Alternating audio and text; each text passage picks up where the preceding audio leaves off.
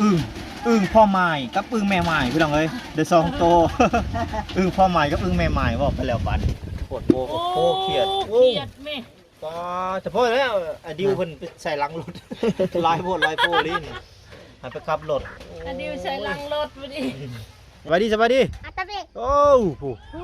ตัวโพแห้งลีล้อนี่เนาะมันยังไงเดี๋ยวมันยังอยู่ในหลังมันน่ะอ้อด้วยมือน่ะ โตเพียงอันเนี่ยบ่โตยังอันเนี่ยจะแก้ไปใช่เนี่ย เขียดเขียดเรื่องบ่นี่เจ้าให้มันขับรถบ่เขียดเดียว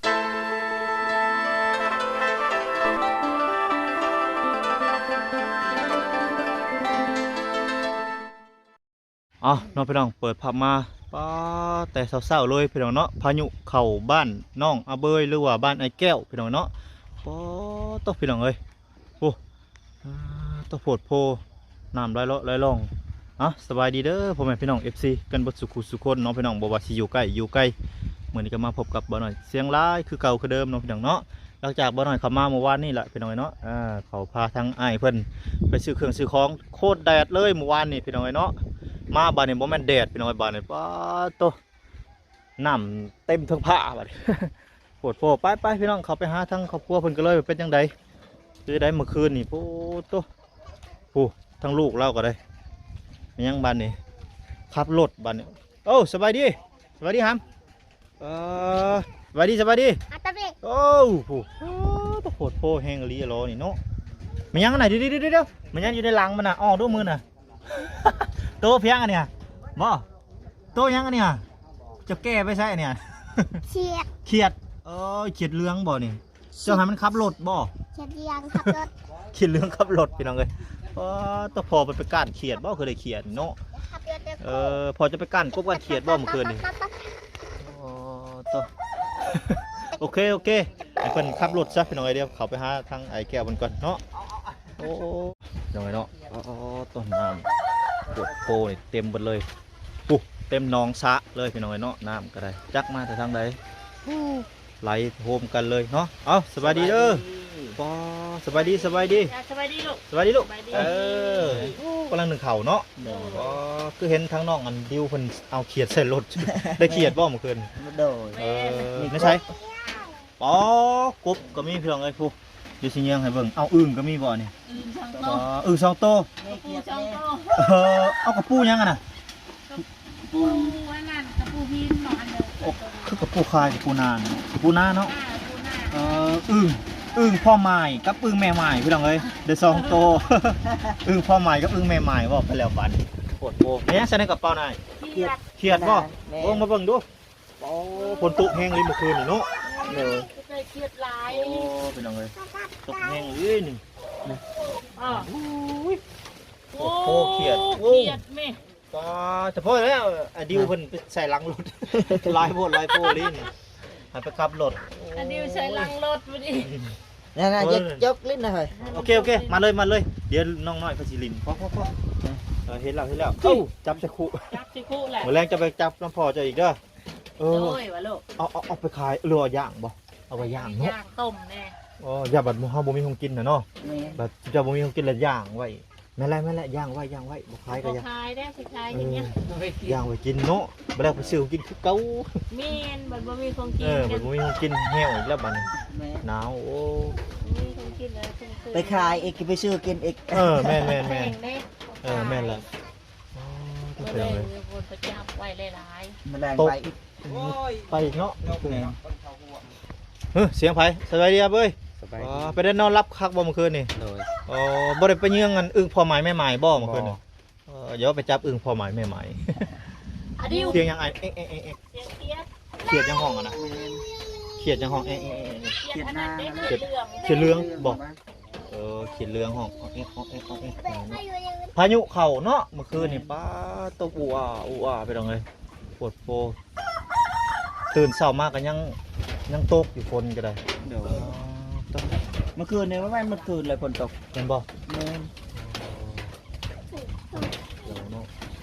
บนหัวบ่หรือว่าหัวอย่าไปดิบนหัวเนาะอันนั้นสิติที่ยังเสยนะเตาตัวน่ะย่างเขียดโอ้ย่างเขียดแม่นละย่างเขียดบุกคนหน่อยเป็นจังหวนเลย โอ้เสียงเขียนห้องแอะเนาะอัน เขียดเหลือง เขียนเรื่อง เขียดหน้าน้ำ อืม ห่วงแดงเดี๋ยวไปจับอีก มื้อแรงไปจับอีกบ่ โดย ไม่แล้วมื้อแรงมันออกนั่งแล้วมื้อแรงเนาะ แม่น กับมือ มันออกหลายแล้วมัน โอ้เมื่อคืนนี่มันลอยน้ำเมื่อคืนน้ำหลายเนาะออกมาวางไข่บ่อยากรู้จักใด โดย มื้อแรงนี่ออกนั่งน้ำบ่หลายปานใดมื้อฮื้อนี่ออกยืนมื้อนี่ มื้อนี่ออกยืน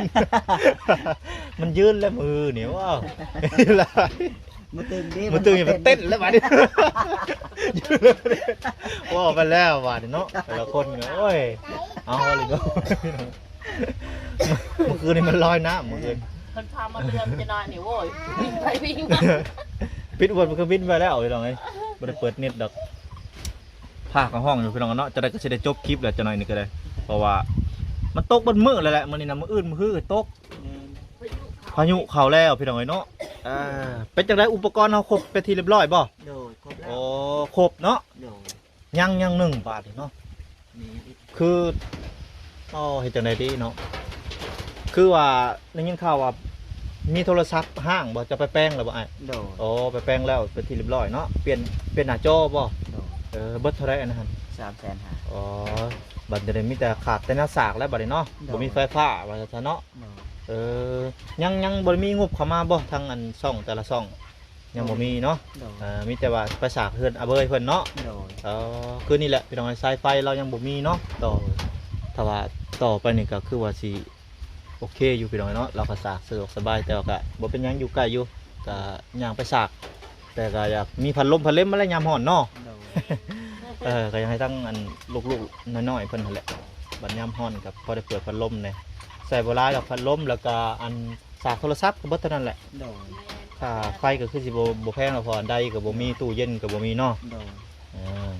ประมาณนี้แหละเสียก็คือสิบแพงหรอกพี่น้อยเราจะสากแล้วก็เปิดไฟตอนนั้น แม่ เปิดไฟนี่เขาว่าเอาแต่โซลาร์เซลล์นี่เปิดกลางคืนไฟผ้าสมมติว่าเขาไฟผ้านี่ไม่ต้องใต้มันก็ได้เนาะ ไม่ต้องใต้ก็ได้ มีแต่สากเนาะสาก เวลายามคนโตะสมมุติว่าตัวนี้มันบ่สะอันนั้นน่ะ อ่า แม่น สมมติว่ามันยามฝนตกมันบ่มีแบตเนาะจัง แม่น คอยใต้มันแดดเฮาก็บ่ใต้ก็คืนไฟ แม่น มันเสียไฟแม่นเพราะว่าเป็นไฟได้พี่น้อยเนาะตอนนี้ก็ยังบ่มีอันงบเข้ามาพี่น้อยเนาะสายไฟนี่ก็ประมาณ20เมตรบ่หรือว่าเท่าใดฮอดว่า20เมตร10ปลายเมตร พอแล้วลูก ประมาณ20เมตรนี่แหละ บ่ พี่ ได้ น้อย วั เนาะ ดเบิ่ง บริวัติเบิ่งเนาะประมาณซื่อๆพี่น้อยบ่น้อยคิดว่าประมาณ10-20เมตรนี่แหละ10ปลายเมตร20เมตรจังหวัดก็ซื้อก็เอาสายไฟเขาว่าเป็นไปได้อยากได้สายไฟใหญ่นะสายไฟน้อยมันอยากขาดไว โดยแม่น ก็ถ้าพังเบิ่งไปหน่อยเนาะเป็นจังได๋พวกทางนั้นดังไฟแหละสิย่างเขียดแม่เพิ่นแล้วบัดนี้ ครับเราเฮ็ด พอแล้วลูกพอแล้วอย่าใส่ร้ายลูก อ๋อถ่านน่ะมาแล้วเนาะถ่านนี่เนาะถ่านทางพี่น้องบ่ โดย เพิ่นให้ลงไปเอาเองบ่ แม่น คนไทยลงไปเอาเองในเตา ไม่ได้เก่านะครับ เตาอยู่ไสในใกล้นี้ แม่น โอ้ยังอยู่บ่ ยัง โอ้ แล้ว มี เขาก็ให้ไปเอาอีก โอ้เบิร์ดแล้วไปเอาอีกโอ้ เจ้า ไป สิไปแล้ว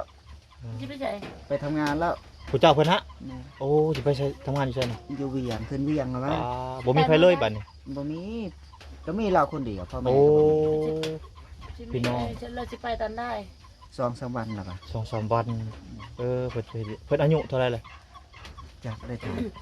คนสำใดคนสำเจ้าบ่ลูกใหญ่กว่าเจ้าเป็นบ่ ำใหญ่กว่า อ๋อใหญ่กว่า แต่คนพร้อมๆ อ๋อเพิ่นสิไปเฮ็ดเวียก แม่น ต่อท่านนี่ก็ยังพอมียังได้บ่สอบหนึ่งหรือกลัว จะให้เก็บก็ได้อยู่ ได้อยู่สอบหนึ่งเนาะ พวกไปเอาได้ไป แต่เต่ามันลุกมาแล้ว โอ้เตารู้ แม่น โอ้น้ำคนเขาแล้วซะเนาะ เท่าแต่เท่าตัก โอ้ตาก แม่น บ่เป็นหยังได้อยู่ได้อยู่ เขา ไม่ใช่ดิบ่มันเบิดจะไปซื้อใหม่เมื่อวานนี่มันแดดแห้งเนาะโคตรแดดแห้งเลยเลาะวานนี่ก็เลยว่าเอามาบ่ได้เป็นมันแดดเกินบ่มันตกบาดนี่ป๊าดโตซ้ำฮอดแดดบาดนี่กูฮอดแดดมันเฮ็ดพายุเข้ามาโอ้โหพี่น้องเอ้ยมื้อนี้ก็เป็นเมนูเขียดกับกบกับอึ่งอยู่เลยเนาะ เดี๋ยว สิเฮ็ดจังไดจักสิเฮ็ดจังไดสิต้มสิแกงสิปิ้งสิย่าง กบ สิต้ม ต้ม แม่น ต้ม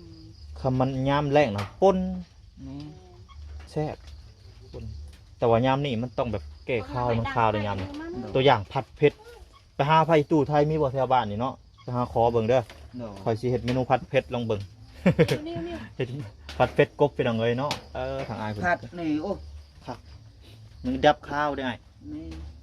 เดี๋ยวค่อยซื้อซอสอันมาใส่ซอสหยังวะซอสหอยเนาะเอาซอสหอยมาผัดเผ็ดกบพี่น้องเอ้ยเครื่องปรุงหั่นแหละ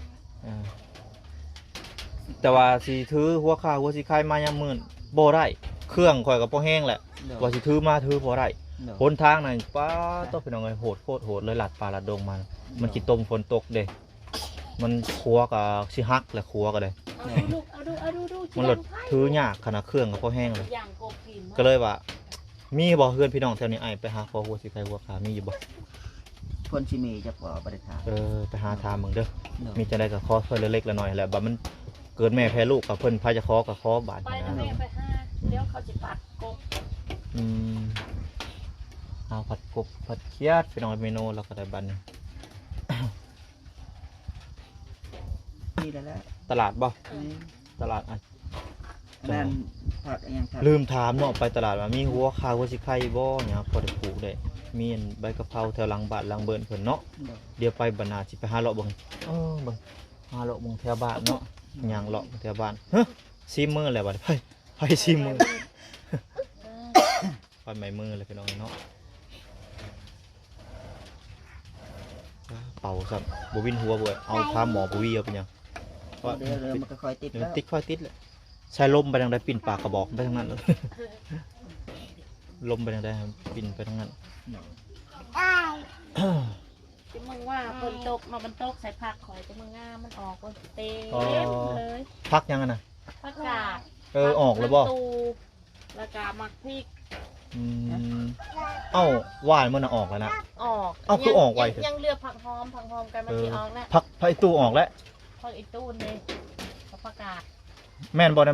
อันนะ แม่นและผักและน่ะเป็นจุ่มนะ คือออกไวแล้วได้จากมือแล้วนะ กินบ่จักจังว่าคือออก เอ้า แท้ คือออกไวแท้ว่ะเบิ่งก่อน ปลาฮักกะหวานพอมาออกเลยนะอันเนี้ยเอาเลยเขาคิดว่าเอามาปลูก นะเห็นบ่ ปลาในกระป๋องเนาะ แม่น อู้ อันนี้ก็แม่นแล้วนะ เออก ำลังมันออก กำลังออกมา แต่นี่ก็ยักได้มันกะตอนนั้นหวานมันบ่ถั่วแล้วบ้านน่ะ ยามันต้น อั มัน น พริ นี้ กขึ้น ห มา วา เซ็น นได้ตัวนี้ อันนั้นก็เบี้ยพักแล้วข้อยกาพวกมักแตงใน หมก ยัง แตงบ่นะ แม่นมะเขือ มะเกลือยังดิครบ เบิดแล้วมันออก เออออกเปิดเลยเนาะ เฮ้ยเอ้าไม่ละมีเบิ่งนี่มัน ออกแล้วบัดนี้ต้องได้แยกแล้วบัดนี้เนาะ แยก ก็สิได้แยกออกก็สิได้ แยกออก ปลูกแล้วบัดนี้นี่ อืม ออกคักอันนี้ ใช้จะพักตู้ได้ใช่ คุณ อยู่พี่บ่ คนเด้คนกาอยู่ นั่นถ้าได้ออกตีนี่ ยังไม่ทันออกนะกันน่ะ ฝนตกหำหัวบ่เดี๋ยวได้ออกแล้ว ออกแล้วบ่ เดี๋ยวนี่มาเบิ่งแม่นี่ เขือเนี่ยได้มีแม่นมะเขือ เอาแม่ยังสะนี่ แม่ละนี่ๆ ตู้ กำลังออก ตู้เรื่องเครือนี่ นี่ จัก จักเบี้ยยังไงบ่ฮู้เลยนี่ แม่นแต่ลายยางอยู่คอยกาจนหมดล่ะ บ่กับฝนตกหำมันนั่นเบิ่ง แม่น มันแหน่นว่าจักคือบ่ออกตัวนี้บ่ออกนี่เด้ นี่ก็ออกได้เลย ออกแล้วจะสิเป็นเบี้ยยังบ่ฮู้จื้ออยู่บ่ บ่พ่นให้มันออกหมดพุ่นแล้วจังสิจื้อ นั่นแหละแม่นถ้าปลูกหลายอย่างเด้ แม่นอะไรอย่าง นี่ได้ออกนี่ได้ผักโฮม แต่ตัวนี้คือออกไว้นี่ก็ปลูกมือกันคื ปลูก กัน พร้อมกันทางออกแห้งเลยตัวนี้ หอมก็สิออกแล้ว ผักหอม เบิ่งหมักทั่วด้วยค่ะเป็น ผักทั่วออกแล้ว ปลูก ผักทั่วอยู่แคมป์บ่ แม่น โอ้ นี่ พูด โอ้ ดิวอย่าไปกลนหมักทั่วนะ ปลาหมักทั่ว อย่าไปดึงหมักทั่วด้วยลูก ออกแล้วเนาะหมักทั่วออกแห้งเลยหมักทั่วเนี่ย แม่น ออกไวคักอู้เป็นเอาน้ำก็เต็มหนองเลยแถวน้องเจ้ากระกาดบอกกบเมื่อคืนนี่มีอยู่บ่ แม่นบ่มี บ่มีเนาะ เดี๋ยว ไปเอาแถวได้สกบแถวผู้ อยู่พุ่นอยู่หน้ากระเจ้าพุ่น โอ้โอ้ มันออกหนอนแล้วได้ปลูก อืม อุ้ยพาหมักเรือมาดิว ไปซะพี่น้องไปก่อนบานนี้พาห้องพาไม่เบื่อมแล้ว ดิว บ่ไหว้ละกะสิพูดแล้วพี่น้องเนาะช่วงหนึงกันช่วงเอาคลิปลงลำบากในพี่น้องเนาะเพราะว่าพ้นฟ้าขนองพี่น้องก็โดนลงเทื่อหนึงเนาะพี่น้องมันบ่มีสัญญาณเพราะว่าไฟฟ้าดับเนี่ยนะมันก็เลยแบบว่าเอาลงยากเนาะพี่น้องเนาะไปซะพี่น้องพ่อๆกันอีพีหน้าสำหรับอีพีนี้ขอกล่าวคำว่าสบายดีพี่น้องสบายดีไปก่อนพาห้องแล้วบัดนี้